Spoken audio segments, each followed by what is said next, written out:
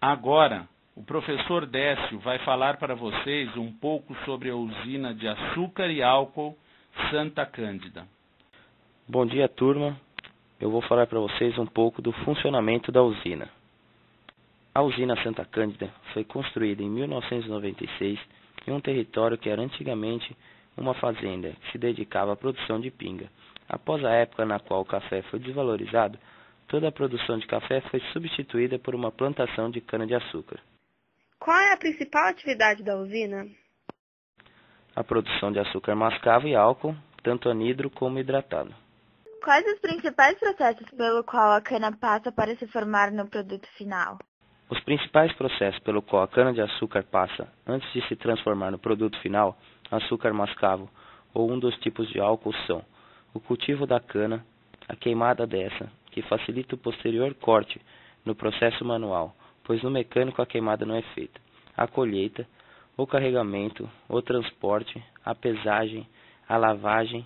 A água utilizada para a lavagem é puxada do rio de localidade próxima à usina. Após 5 dias sendo utilizada para a lavagem, a água é levada para 3 piscinas, nas quais a terra acumulada é retirada e devolvida à área de plantações. O esteirão metálico, contendo martelos que desfiam a cana, a esteira de borracha que passa pelo eletroímã, que retira as partículas ferrosas que eventualmente vieram dos processos anteriores e a moagem. Há 6 ternos de moagem que retiram o caldo de cana. Para retirar mais caldo, é necessário que a velocidade desses ternos seja pequena. O caldo que sai do primeiro terno vai para a fábrica de açúcar, enquanto o caldo extraído do segundo ao sexto ternos vai para a destilaria. Logo, o bagaço que sai do sexto terno está extremamente seco em um formato de pó.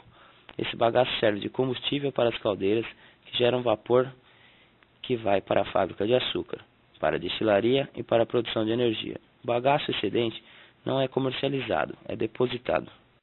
O processo para obter cada produto final não é diferente? Esses processos descritos eram comuns a toda a matéria-prima, porém a partir de agora cada tipo de caldo segue um processo diferente.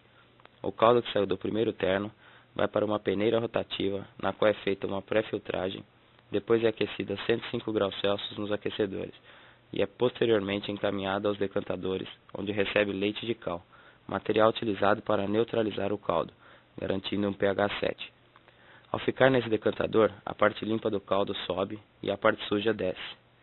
Essa parte suja do caldo, que recebe o nome de lodo, é a terra que veio da lavoura que não conseguiu ser retirada no processo de lavagem. A parte suja passará por um processo e se transformará em adubo para a lavoura, recebendo o nome de torta de filtro. A parte limpa do caldo recebe o nome de caldo clarificado.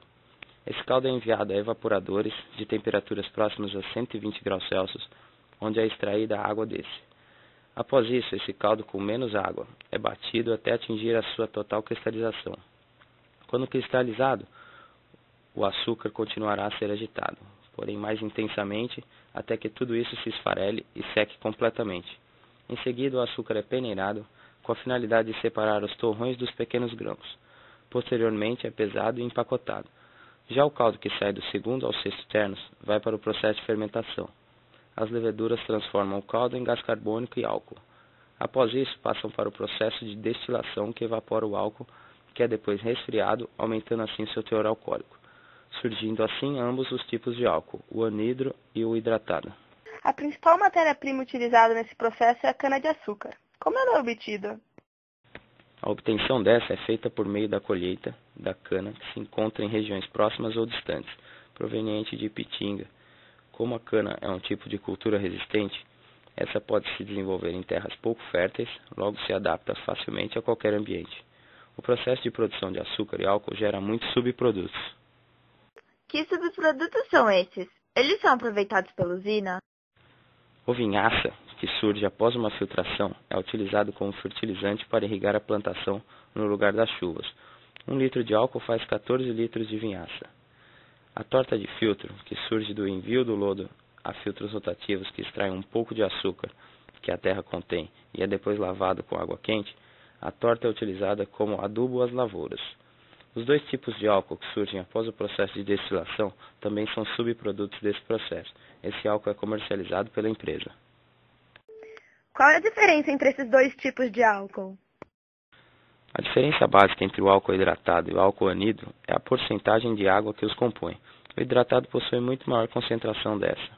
Uma usina como a Santa Cândida provavelmente gera muitos impactos ambientais. Quais são eles?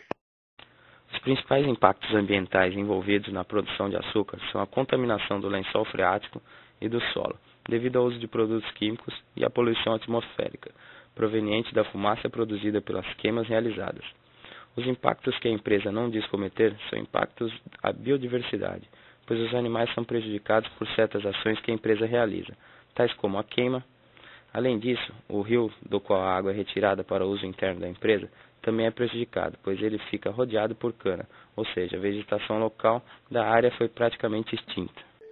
A empresa se preocupa com esses impactos? A empresa se preocupa parcialmente com os impactos produzidos por ela.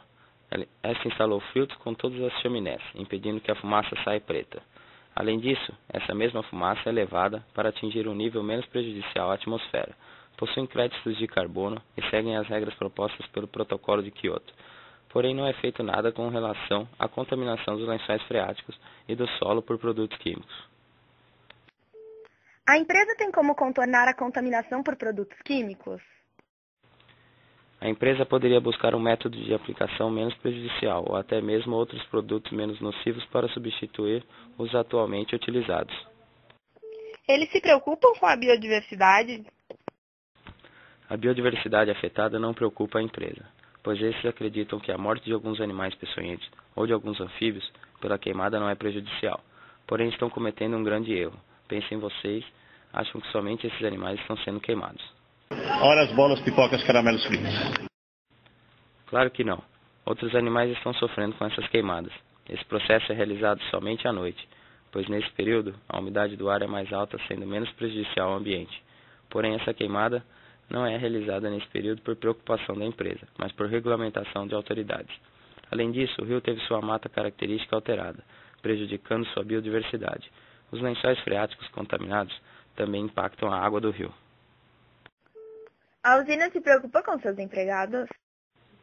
A usina também apresenta uma preocupação parcial com relação a este assunto. A Santa Cândida tem projetos que procuram beneficiar os trabalhadores, como por exemplo a vacinação contra a gripe, campanhas de doação de sangue e treinamento constante dos trabalhadores. Em contrapartida, a mão de obra utilizada pela empresa vem do Nordeste, pois a da região é escassa. A empresa somente se preocupa com essas pessoas quando estão trabalhando para ela. Quando essas são demitidas, não se preocupam com a condição das mesmas.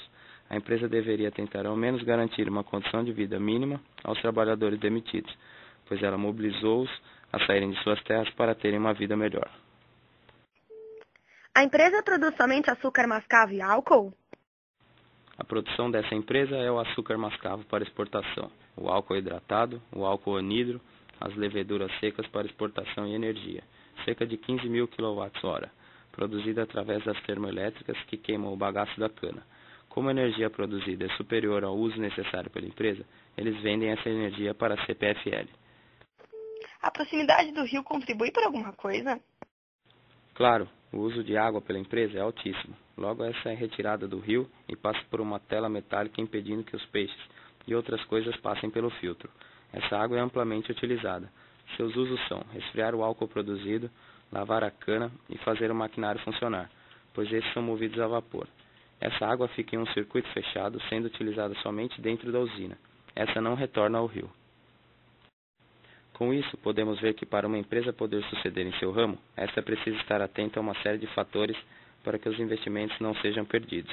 Impactos ambientais, viabilidade de custos, uso de energia são alguns dos fatores a serem analisados. Por hoje é só.